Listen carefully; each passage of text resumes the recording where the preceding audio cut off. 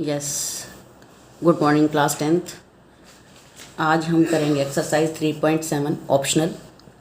आपको पता है ऑप्शनल में जितना भी हम पीछे पढ़ के आए हैं यूनिट 3 का, उन सारों की रिवीजन होती है। अच्छे सम है इसमें। बच्चे कुछ कह देते हैं ऑप्शनल छोड़ दे, नहीं, बिल्कुल नहीं छोड़नी। हायर थिंकिंग के सम होते हैं इसमें और आते हैं पेपर में। तो क्या है question number 1। The age of two friends Annie and Biju differ by 3 years. Annie's father Dharam is twice as old as Annie and Biju is twice as old as his sister Kathy. The ages of Kathy and Dharam differ by 30 years. Find the age of Annie and Biju. एक बार statement पढ़ के थोड़ा सा confusion होता है कि 4 जने हैं, एनी है, बीजू है, धर्म है, कैथी है। बट एक एक लाइन को ध्यान से पढ़ो तो बहुत आसान है। हमने क्या फाइंड आउट करना है? Find the age of Annie and Biju. तो हम ले लेते हैं एनीज़ की प्रेजेंट एज हम x ईयर्स लेट कर लेते हैं और बीजू की प्रेजेंट एज y। अब हमें नहीं पता इन दोनों में बड़ा कौन है, छोटा कौन है। तो मैंने पहली बार एनी को बड़ा ले लिया और बीजू को छोटा ले लिया। इसको एल्डर कह दिया, इसको यंगर। फर्स्ट केस में अगर ये बड़ा है ये छोटा है तो मीन्स x - y = 3 बन जाएगा। जो बड़ा है उसकी एज में से छोटे वाले की एज माइनस करेंगे तो 3 बन जाएगा। अब इसके अकॉर्डिंग जो धर्म है, एनी इसका फादर है, उसकी एज एनी की एज का ट्वाइस है, 2x कर दो। और जो कैथी है वो जो उसमें लिखा हुआ है Biju is twice as old as Kathy. जो बीजू है उसकी एज कैथी की से दुगनी है, कैथी से दुगनी है। अगर कैथी की निकाल लेंगे तो इसका मतलब वो बीजू से हाफ है। Biju is twice as old as his sister Kathy. Kathy की एज कम है और बीजू की उसकी दुगनी है, तो मीन्स बीजू बड़ा है और कैथी छोटी है। तो कैथी की जो एज है वो बीजू की एज से हाफ हो जाएगी। वहाँ ट्वाइस था, यहाँ पर उसका हाफ हो जाएगा। इस बात का ध्यान रखना है। अब वो कहते हैं कि इन दोनों की एज, धर्म और कैथी की एज में 30 ईयर्स का फ़र्क है। अब कैथी तो बहुत कम एज की है और धर्म की एज बहुत ज़्यादा है, तो ऑटोमेटिकली बड़ी एज में से छोटी एज माइनस करेंगे। तो एलसीएम ले लिया मैंने, 2 2 4 x और ये y और 30 2 60। तो ये मेरी सेकंड इक्वेशन बन गई। अब हम फर्स्ट और सेकंड इक्वेशन को सॉल्व करते हैं। तो वहाँ पर y नेगेटिव है, यहाँ पर भी y नेगेटिव है, इसीलिए साइन चेंज कर दिए। यहाँ से x निकल गया और उसके बाद उसमें पुट करके y निकल गया। अगर मैं इसके हिसाब से लेती हूँ तो प्रेजेंट एज एनी की बनती है 19 और बीजू की बनती है 16। अब सेकंड केस, हमने एनी को छोटा बना दिया और बीजू को बड़ा बना दिया, तो इस हिसाब से y - x = 3 होना चाहिए। या फिर हम कहें कि -x + y age it is है, बस इक्वल से पहले ही हैं, ऑर्डर चेंज कर दिया, = 3। दूसरा वही रहेगा, दूसरी इक्वेशन में वही रहेगा। तो अब इन दोनों को सॉल्व करेंगे हम, तो हमारा हो जाएगा -x + y 3 है, 4x - y 60 है। तो इस हिसाब से हमारा x निकल जाएगा 21 और उसमें y पुट करेंगे तो 24। तो आपकी आंसर जो बुक में दिए हुए हैं वो दोनों आंसर है, 16 19 भी है आंसर में और 21 और 24 भी है। तो आपको पता होना चाहिए कि ये क्यों आए, कैसे आए। कभी एनी हो सकता है बड़ी हो या बीजू बड़ा हो, हमें नहीं पता। Question number 2। One says give me 100 friend, I shall then become twice as rich as you. एक फ्रेंड कहता है दूसरे को, दोस्त तू मुझे 100 रुपये दे दे, I shall then become twice rich rich as you. जितने तुम्हारे पास पैसे हैं उससे दुगने मेरे पास हो जाएंगे। ट्वाइस मीन्स दुगने हो जाएंगे, मैं तुम्हारे से दुगना अमीर हो जाऊंगा।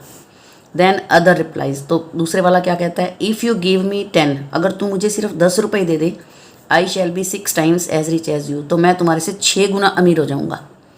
Tell me what is the amount of their capital, कि बताओ दोनों के पास कितने कितने हैं। तो हमने माना कि पहले फ्रेंड के साथ पास है ₹x और दूसरे फ्रेंड के पास है ₹y। अब x पहला कह रहा है तू मुझे 100 रुपये दे दे, दे दे का मतलब है उसके अमाउंट में जुड़ जाएगा, और जो देने वाला है उसके अमाउंट में से घट जाएगा। ठीक है, जो मांग रहा है 100 रुपये, तू मुझे दे दे 100 रुपये, तो वो जोड़ दो, देने वाले में से माइनस कर दो। तो वो कहता है कि मेरे पास अब तेरे से दुगने हो गए, यहाँ से एक इक्वेशन बन जाएगी। दूसरी बार वो कहता है दूसरे वाला कि तू मुझे दे दे, अब इसके खाते में आ जाएंगे और पहले वाला दे रहा है, तो जो दूसरे वाला है वो पहले वाले से 6 गुना अमीर है।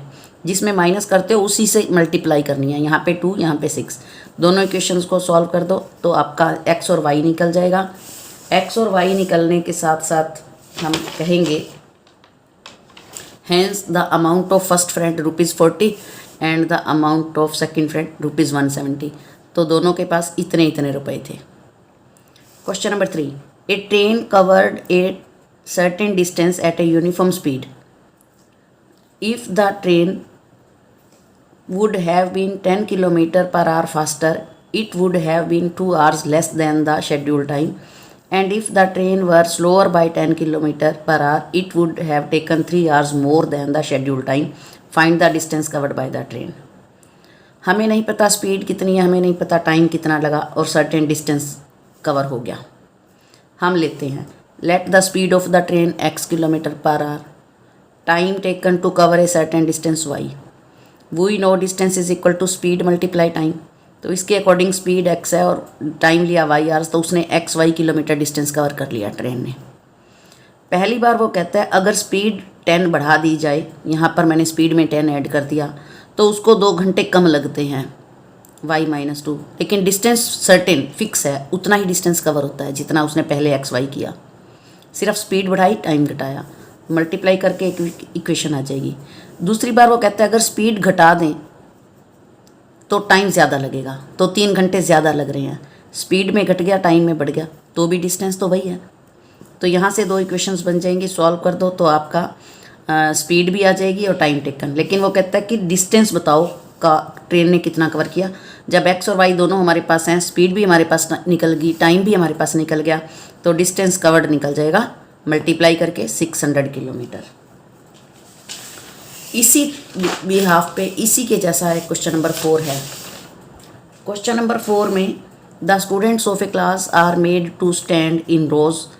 If 3 students are extra in a row there would be 1 row less. If 3 students are less in row there would be 2 rows more.